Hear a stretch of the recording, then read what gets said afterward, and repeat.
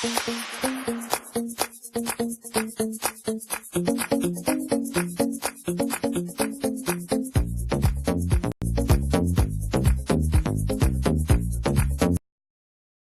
Clinton dines with wealthy Irish businessmen in Dublin just hours after speaking at IRA leader Martin McGuinness's funeral.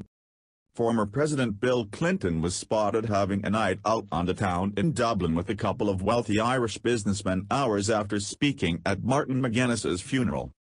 Clinton, dressed casually in jeans, a sweater and a blazer, was photographed leaving Peploe's wine bistro on St. Stephen's Green on Thursday night with Irish billionaire businessman Denis O'Brien and well-known hotelier and philanthropist John Fitzpatrick.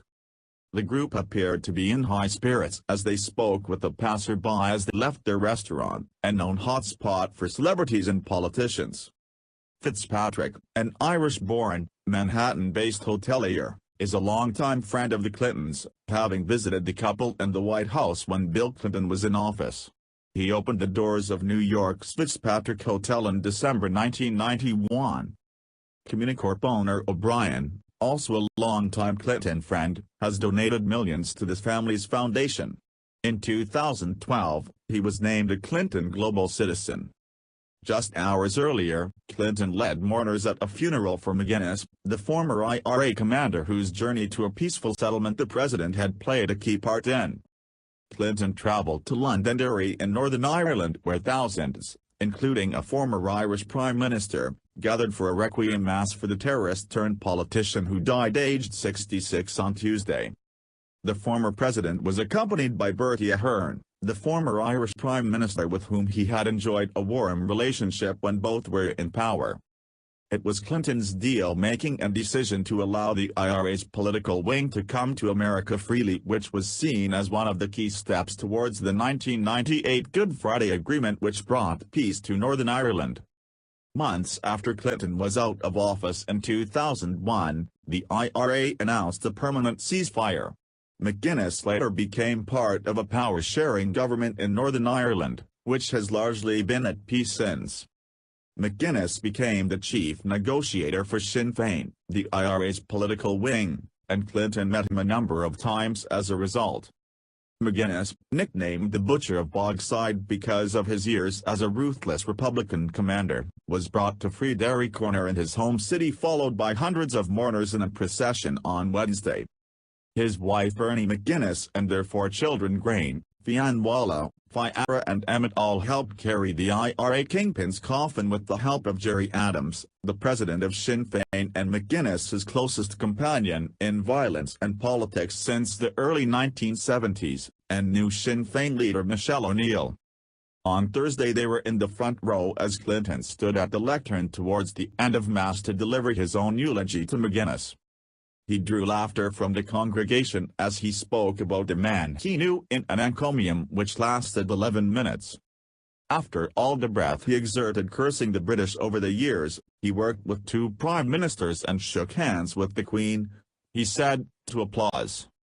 The nearest he came to a tribute to the victims of IRA violence was when he said that the only way to have peace was if those who have legitimate griefs on both sides embrace the future together. I learned this from Nelson Mandela who was a great friend of mine, he said. Then directly after that he said, now I want to say something about Martin McGuinness. Pausing after making the oblique comparison, he went on, he came to treasure every encounter. I liked him. They asked me to speak for 3 minutes. He could do this in 30 seconds. I can just hear him now, here's my eulogy, I fought, I made peace, I made politics. I had a fabulous family that somehow stayed with me and endured it all. I was married to Gerry Adams, almost as long as I was married to Bernie. It turned out I was pretty good at all this and I got a lot done. But if you really want to honor my legacy, go and make your own, and finish the work of peace so we can all have a future together. Clinton went on, look, he was only 4 years younger than me. He grew up at a time of rage and resentment, not only in Ireland, but all over the world, and it was pronounced here. He was part of the rage of his time. He hated the discrimination against Catholics. He decided to oppose it by whatever means available to the passionate young, including violence. Somewhere along the way, for whatever reason, he decided to give peace a chance. Some of the reasons were principled, some were practical, but he decided. He was good about sticking with something he decided to do, and he succeeded because his word was good, his listening skills were good, he was not afraid to make a compromise, and he was strong enough to keep it if he made it. And finally, he realized that you could have an Ireland that was free and independent and self-governing and still inclusive. Most of the publicity Martin got as a politician was the very absurd notion that he actually got along with Ian Paisley, the late leader of the largest unionist party and the Protestant clergyman. I thought it was great that he got the word edgewise. I never could.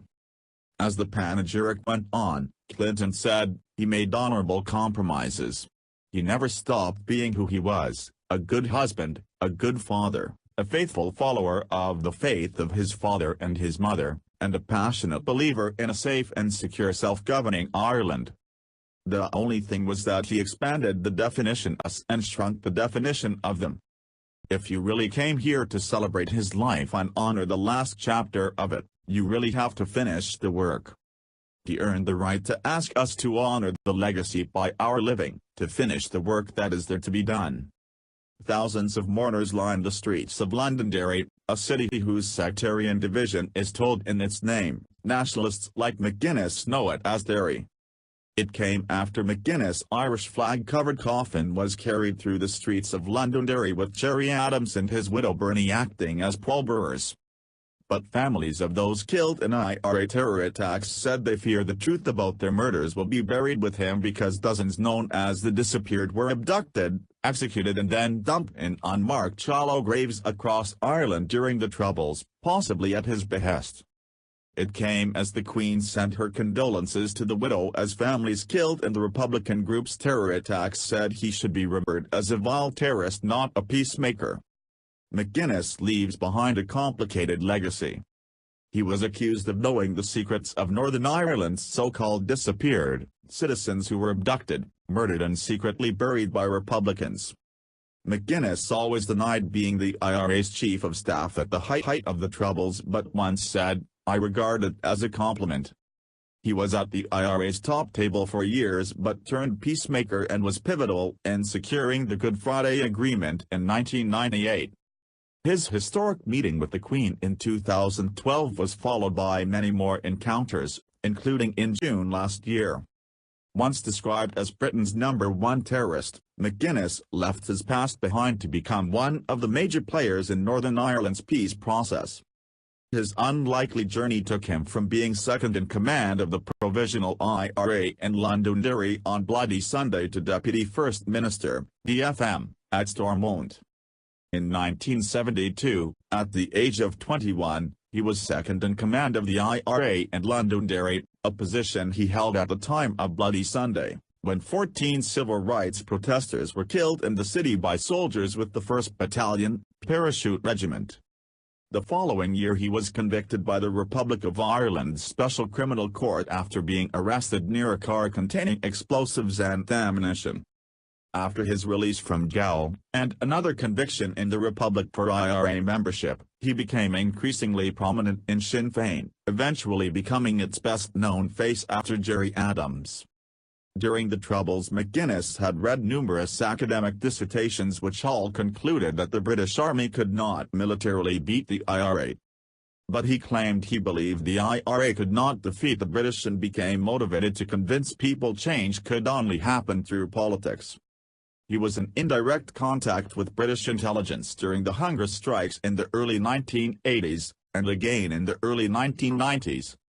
In 1982, he was elected to the Northern Ireland Assembly at Stormont representing his home city of Londonderry. He was the second candidate elected after John Hume.